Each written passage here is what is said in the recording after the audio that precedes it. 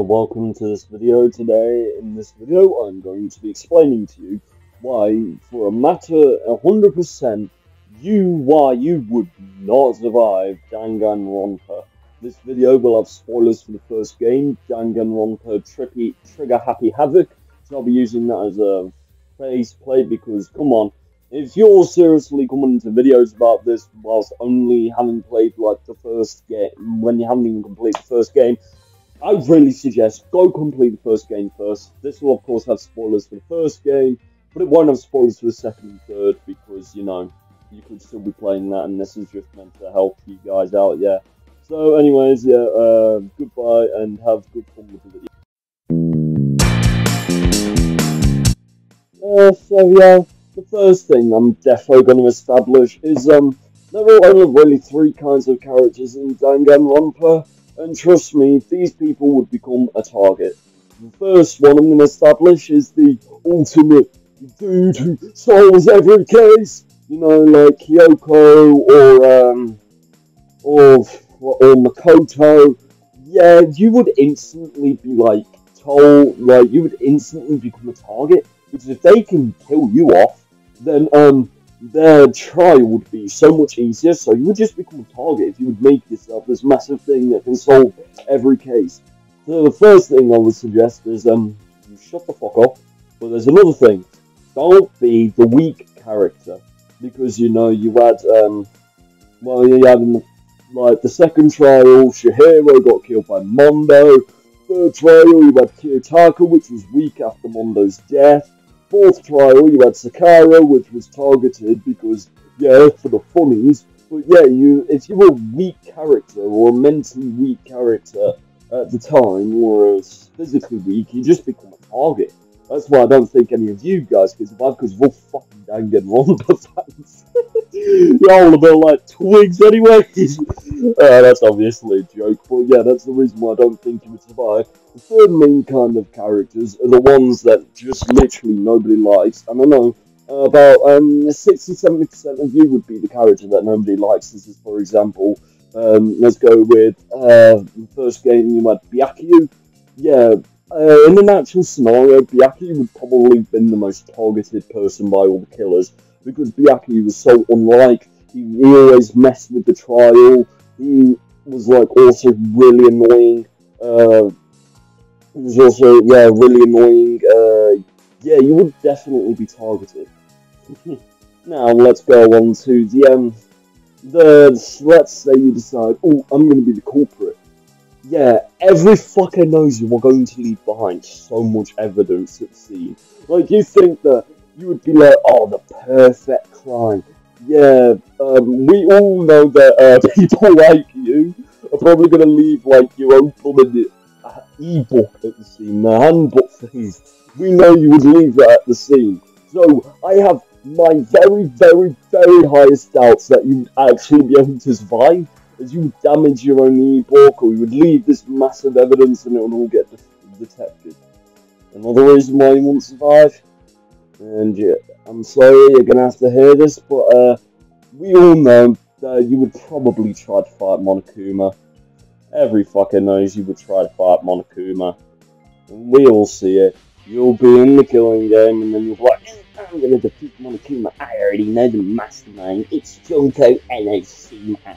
And then you get fucked over by Monokuma in a couple of seconds and then you're like, but how? How did they get here? No, damn, yeah, we all know you would die in a minute. We also know that you would absolutely, you know, suck in the class trials. You might be good in the game, but that's because the game helps you. It basically guides you to everything in the game. And then once you're in a class trial, it gives you just the right truth bullets and it highlights what they have to destroy. But in an actual class trial, where it's you, other than 15 students, you're going to be like, so confused because, like, it's not like a text prompt flies up and you have your truth bullets all lined up. No, you probably have your handbook with a couple of notes you made in it, and you've got to use them notes to fight in the class trial, which I really think would be hard for all of you. And let's talk about, you know, you just casually walking around school. we all know that you would probably end up hearing somebody say, "Oh, how about you come to meet me in the gym and you go with them, get knocked out, killed, or set up, and then all the blame would be put on you." You know, as soon as you get into the class trial, you'd be the most suspicious person ever.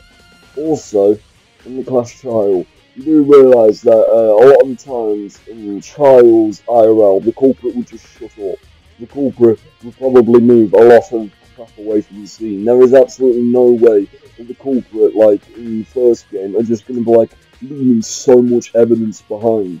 Like in the first trial, Leon would have probably not let Sayaka live very long and would have probably just stabbed Sayaka to death instead of letting her leave because Sayaka would be alive.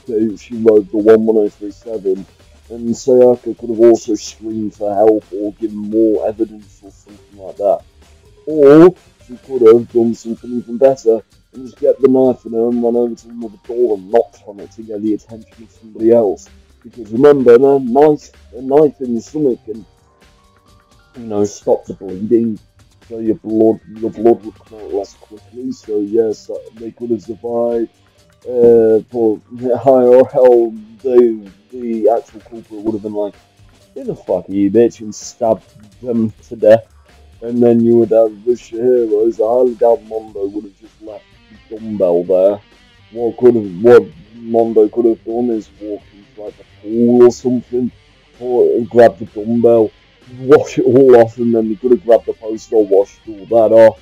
Then he could have grabbed the mat or something, washed all that off, and basically all you see is that the blood's full of water. The pool is full of water, and it would have been way harder. And you want to know something else? Mondo should have probably just been watching around to make sure Byakuya didn't see him. And you should have also maybe put the body in the pool, because even then it would be harder for fucking everybody else to determine what the gender of was your hero or something, because you had to make it all confusing. But then you also had the third class trial. Bro, Celeste had like such an unreliable alibi.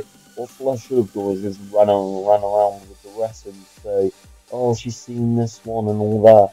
Oh, like occasionally say she saw somebody and she could have disappeared off like 1 second to go kill her Hifumi, but that's basically it. She didn't have to go around walking around at the same time. You also had the fourth class trial. I mean, Sakura. She could have simply like not wrote a suicide note or anything like that, and could have just stayed alive or killed like Toko or something for Yasuhiro, which would have been way better in my opinion. And yeah, the fifth class trial, you ain't solving that crappy. I mean, with the fifth class trial, I mean that was already an unsolvable case if you find out what happened. Fifth class trial, sixth class trial, who the fuck cares about sixth class trial or sixth class trial syndrome? Nobody actually dies, and it's extremely obvious, and about 75% of class trial is you find the mastermind. But we already know you'd be an absolute dumb bum and like full of despair and end up killing one of your own classmates and staying in school. We all know that. Yeah. So let's say even if you got away with the perfect everything and you got to the last class trial, who's to say Junko and Ashima won't just, fucking kill you for the funnies? Like, haha, I'm going to kill you now. I don't care if this, that, or this, I'm going to kill you. I'm not going to allow you to live. The ultimate despair, because I need to make sure the world falls into despair. Like, why would she kill herself to make everyone else heal, when she could easily just continue to make the world fall into despair, which would have been way easier. Also, we all know that you would defo be chapter 1 victim. You would defo like somehow get killed in chapter 1 by like the most stupid way, or you would end up killing someone being like, I've done this, and then you miss like so much and like, what were you doing that day, bruh? Oh yeah, we all know that you would do absolutely nothing of goodness and you'd make yourself the most hated person. because you're a danganronp and you'd be like, oh, this is a killing, striking, killing game. I've played crap like this in a video game before. I know what to do. Right, listen to me. Survive. We're gonna find out the mastermind together behind this game. Ha ha ha! The killing game busters! Ha ha! And then all of a sudden, you get kill set up by the mastermind on you for the funnies to get rid of you, like in the fifth trial where Junko set up a secret death, but actually nobody died, and it was just to get rid of Kyoko or Makoto. But yeah, that would definitely what would happen. You would just end up being disposed of for the funnies. Or not even for the funnies, you would be disposed of because you'd be too risky for the mastermind for you to keep walking around. So yeah, you would definitely become a target by the mastermind.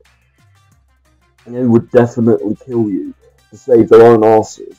So yeah, we all know you ain't surviving, and that's the end of the video. I'm not fucking recording anymore, man. Because I'm not fucking tired, man. I just want to go and have some hot chocolate. So, yeah, see ya, goodbye, I hope you enjoyed the video.